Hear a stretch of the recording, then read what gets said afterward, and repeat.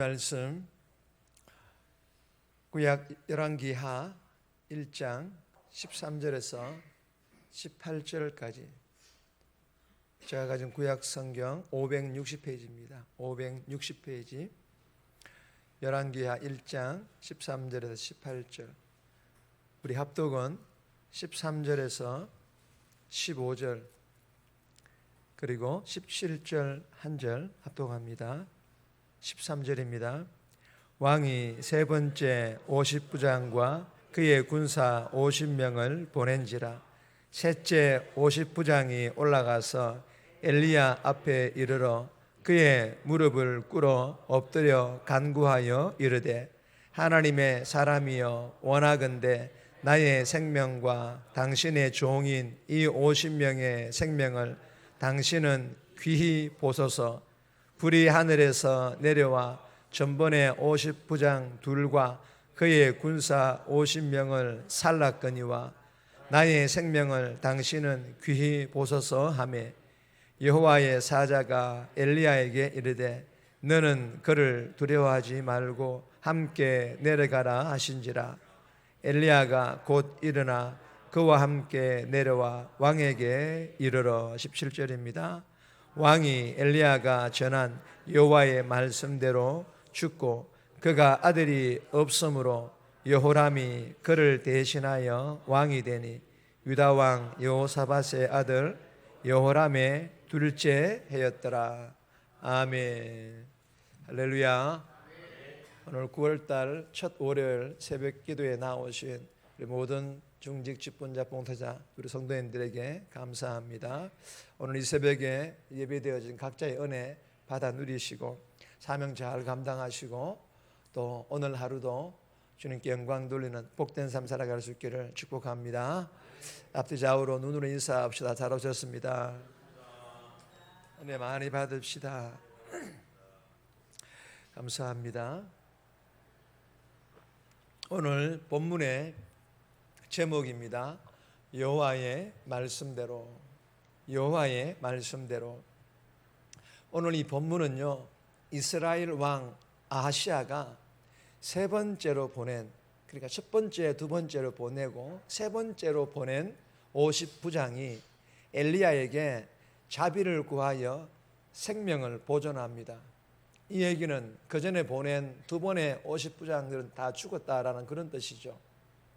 그리고 이 엘리야는 직접 왕에게 죽음을 선고하고 그 말씀대로 왕은 후사가 없이 죽게 된다.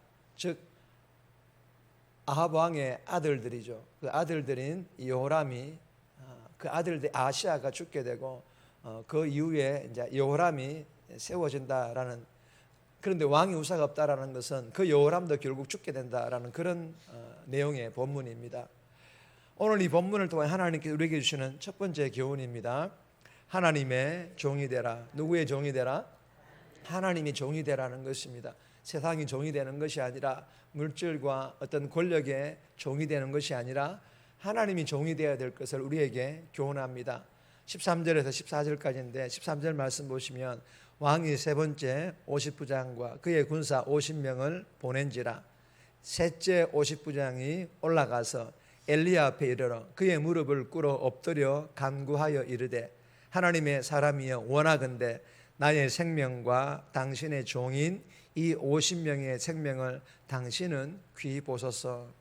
여러분, 이 본문은요, 이스라엘의 아하시아 왕, 이 아하시아 왕과 왕의 부하인 세 번째로 보낸 이 50부장과 대조되는, 비교가 되는 그런 이야기입니다. 이스라엘의 이 아하시아 왕은 엘리야에게 두 번에 걸쳐 50부장과 군사 50명씩을 보냅니다. 그런데 두 번 다 50부장과 50명의 군사들이 하늘로부터 내려온 불에 의해 그 자리에서 다 죽게 됩니다. 그런데 이 소식을 듣고도 하나님을 두려워할 줄 모르는 아하시아 왕은 또다시 세 번째 50부장과 50명의 군사를 엘리야에게 보냅니다. 그런데 이 세 번째 보냄을 받은 이 50부장은 아하시아 왕과는 달리 엘리야를 향하여 하나님의 사람이여 라며 그를 하나님의 사랑으로 존귀 여깁니다. 그리고 그 엘리야의 그 영적 권위 앞에 무릎을 꿇고 엎드려 엘리야를 경배하는 게 아니라 하나님 앞에 엎드렸다라는, 무릎을 꿇었다라는 그런 의미입니다. 그렇게 무릎을 꿇고 엎드려서 이렇게 간구합니다. 나의 생명과 당신의 종인 이 50명의 생명을 당신은 귀히 보소서. 여러분, 무슨 말씀입니까? 무슨 말입니까? 엘리야에게 자비를 구하는 것입니다. 자신의 생명과 부하들의 생명을 살려달라고 그렇게 엘리야에게 자비를 구하는 것입니다. 여러분, 이 부하들의 생명을 구할 수만 있다면 눈에 보이는 무릎을 꿇는 것 아무것도 아니라는 거예요. 그리고 하나님의 긍휼을 구하는 것 또한 당연하다라는 것입니다. 자신의 생명과 부하들의 생명을 구할 수만 있다면. 사랑하는 여러분, 이 본문을 통해 우리에게 주시는 교훈이 무엇입니까? 부하들의 죽음에 아랑곳하지 않는 그 아시아 왕과는 달리 부하들의 생명을 살려달라고 무릎을 꿇고 간절하게 자비를 구한 이 세 번째 50부장과 같이 불의한 세상의 종이 되지 말라. 악한 문화에 끌려다니는 그런 종이 되지 말라. 세상의 물질과 세상의 권력 앞에 끌려다니는 그런 종이 되지 말라라는 그런 교훈입니다. 죄로 유혹하는 세상의 것들로 유혹하는 또한 악한 영들의 종이 되지 말라라는 그런 교훈입니다. 저와 여러분들이 이 첫 번째 주시는 교훈을 마음판에 잘 새겨서 오늘 하루도 이 새벽에 주신 하나님 말씀에 순종하는 하나님의 종이 되어서 악한 세상, 악한 문화, 악한 영들의 유혹들을 다 물리치는 정말 하나님께 영광 돌려드리는 그런 복된 삶 오늘도 살아갈 수 있기를 주님의 이름으로 축복합니다. 두 번째 주시는 교훈입니다. 하나님의 말씀에 순수하게 순종하라. 하나님 말씀에 그냥 우리가 습관적으로 순종하듯이 그렇게 순종하지 말고 하나님 말씀에 순수하게 이것저것 따지지 말고 순수하게 순종하라라는 그런 교훈입니다. 15절에서 16절까지인데 15절 말씀 보시면 여호와의 사자가 엘리야에게 이르되 너는 그를 두려워하지 말고 함께 내려가라 하신지라. 엘리야가 곧 일어나 그와 함께 내려와 왕에게 이르러.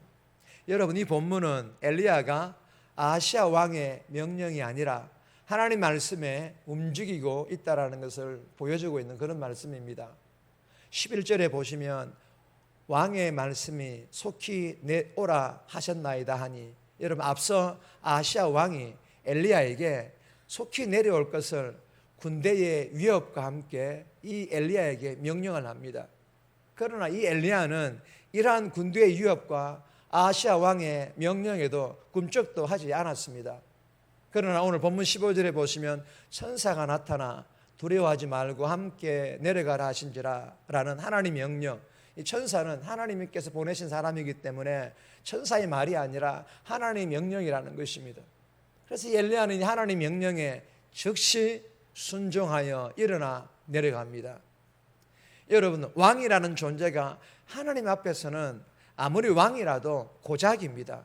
왕이라는 존재가 왕이라고 해서 하나님의 사람 엘리야를 자기 수족 부리듯이 자기 마음대로 오라가라 할 수 없다라는 그런 교훈입니다. 그렇다고 엘리야도 자신이 하나님의 사람이라고 해서 아시아 왕을 고작인 왕 정도로 보는 그런 교만한 사람이 되어서도 안 된다라는 것입니다. 여러분, 하나님의 사람 엘리야는 아시아 왕의 말이 하나님의 뜻이 아니기 때문에 내려가지 않았던 것입니다. 그러나 천사를 통하여서 하나님 말씀이 내려가라라고 명령하자 즉시 순종하여 일어나 그 내려가는 이 엘리야의 모습을 우리는 볼 수가 있습니다. 여러분, 아시아 왕은 하나님의 사람 엘리야를 통제하면 자기 운명도 바꿀 수 있다라고 생각을 했지만 엘리야는 이러한 아시아의 면전에다 자신도 통제할 수 없지만 특히 더더욱 통제할 수 없는 것은 하나님의 뜻이라고 그 왕 앞에서도 두려워하지 않고 그대로 전합니다. 사랑하는 여러분, 이 본문을 통해 주시는 교훈은 무엇입니까?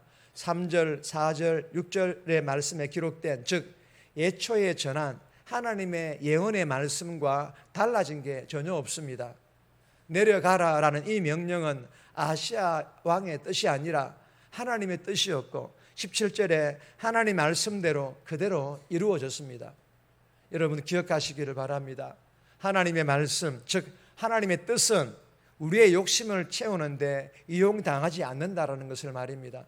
오늘 하루도 하나님 말씀에 순종하되 순수하게 이것저것 따지지 않고 순종함으로 하나님의 뜻이 내 욕심을 채우는데 겉으로 드러나지 않게 속으로라도 이용하지 않고 정말 순수하게 그 말씀 앞에 순종함으로 하나님의 뜻이 하나님께서 원하시는 곳에 저와 여러분들의 가정에 여러분들의 그 자녀들을 위해 우리 대명교회 위에 이루어질 수 있기를 주님의 이름으로 축복합니다. 세 번째 주시는 교훈입니다. 부흥과 성장의 비결은 순종. 부흥과 성장의 비결은 순종이라는 교훈을 우리에게 주십니다. 17절에서 18절인데 17절 말씀 보시면 왕이 엘리야가 전한 여호와의 말씀대로 죽고 그가 아들이 없으므로 여호람이 대신하여 왕이 되니 유다 왕 여호사밧의 아들 여호람의 둘째 해였더라.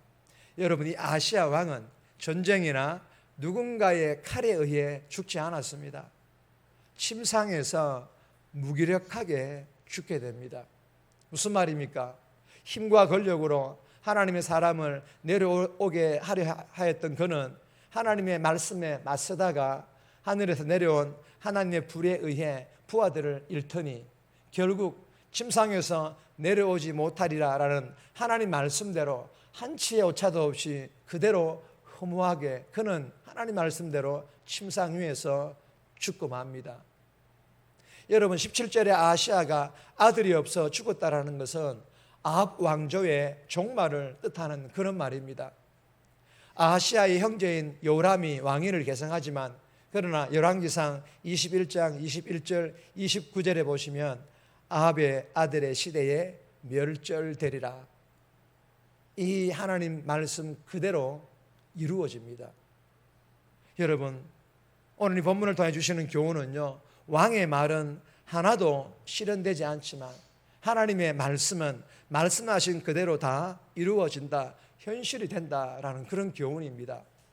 여러분, 교회가 위기에서 극복할 수 있는 방법은 정말 목사님들을 만나보면 다음 세대 위기라고 누구나 할 것 없이 대부분 다 그렇게 얘기를 하는 그런 다음 세대의 위기에서 우리가 극복할 수 있는 방법은 하나님 말씀에 맞서지 않는 것입니다. 그 하나님 말씀에 앞서 나누었던 것처럼 순수하게 순종하는 것인 줄 믿으시기를 바랍니다. 성도의 믿음이 성숙할 수 있는 비결도 마찬가지입니다. 하나님 말씀에 순수하게 순종하는 것임을 믿고 대명교회가 하나님 말씀에 순종함으로 부흥하게 하시고 저와 여러분들이 하나님 말씀에 순수하게 순종함으로 믿음이 성숙함으로 정말 오늘 하루의 삶도 이번 한 주간의 삶도 주님을 기쁘시게 하는 정말 성도다운 그런 삶을 통하여 하나님께 영광 돌리는 그런 복된 삶 살아갈 수 있기를 주님의 이름으로 축복합니다. 정리합니다. 이 새벽에 주신 하나님 말씀에 순종하는 하나님의 종이 되어서 오늘 하루도 악한 세상, 악한 문화, 악한 영들의 유혹을 다 물리치는 그런 멋진 삶 살게 해달라고 대명교회와 저와 여러분들이 하나님 말씀을 이용하지 않고 순수하게 순종함으로 대명교회가 부흥하고 우리의 믿음이 성숙하게 해달라고 이 새벽에 기도하며 오늘 하루도 살아갈 수 있기를 주님의 이름으로 부탁드립니다.